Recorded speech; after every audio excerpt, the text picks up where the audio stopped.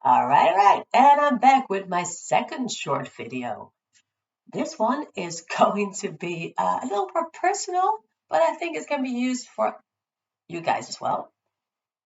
As you may know from different videos, I was diagnosed with ADD or attention deficit disorder about 15 years ago, something like that.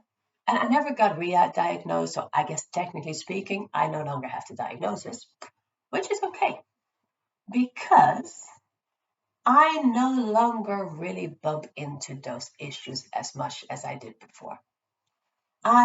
Just for a little background, I got my diagnosis when I was in college. I needed all the help I could get going through my internship at that point. So I wanted the diagnosis to get the help I needed to actually keep going and to succeed in what I was doing. So I used 1 year of medication, Concerta to be exact, and coaching.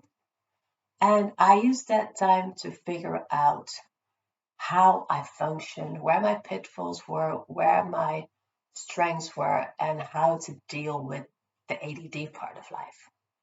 And after a year, I stopped using the medication. After a few months, I stopped coaching.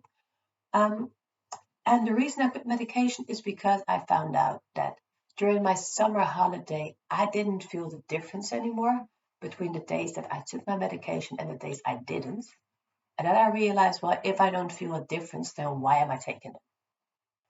So I thought then, what is the one thing that summer holiday does that makes my ADD issues less? And that was the simple fact that there was no stress. There was no expectations, no stress, no triggers. And the no stress thing is, I think, a massive thing in functioning, period, but specifically functioning with a disorder, because that just, to have stress, it kind of breaks your brain a little. And if you already have the sensitivity to a disorder, it amplifies the issues. So I, at that point, realized I just need to monitor my stress. If my stress is low, the ADD problems are low as well. And that means that I can use the perks to my advantage. So that's a little background in how that all happened. So now I am 15 years ahead of that time. And I am more confident. I am calmer. I know who I am. I know my skills. I know my pitfalls. I know my awesomeness. I know my worth. I know all that. So I no longer see my ADD as a disorder. So I've just decided to rename it. And I rename it ADA. Attention, difference, advantage. So notice that I changed a few things there. I changed attention, sure, that's still a thing, because that's the basis of it. But I changed deficit into difference.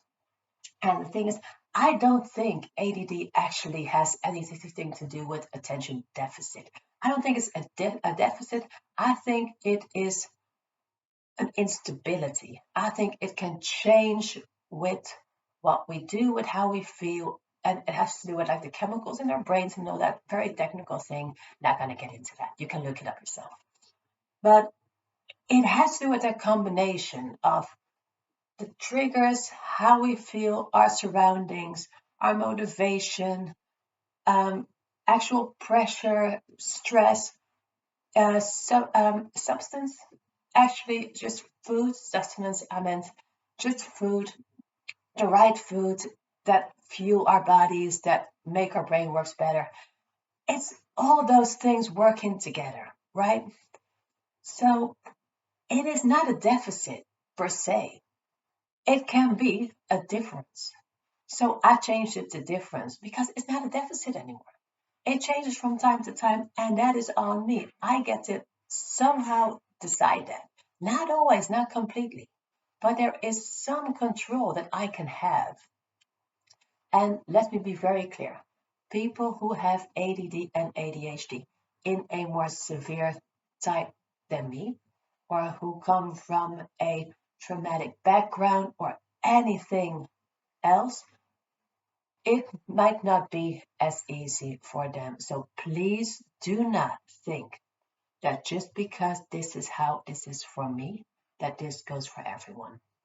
Because there are 100% people with ADD and ADHD for which this is a somewhat crippling thing, and they will need the medication, they will need the coaching, they will need the support, and they will need that because people are different, disorders are different. So please don't think that just because it is like this for me, it should be for everyone, because that is just not true. So let me just put a little disclaimer on that one.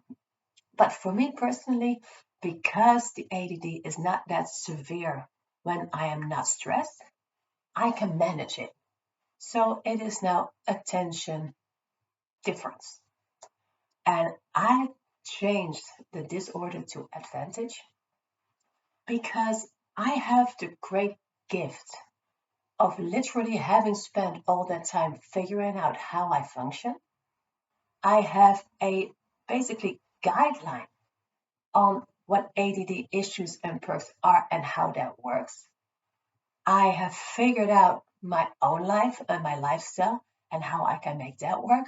So there's so much that I have learned about myself that other people usually don't because they don't have the need to.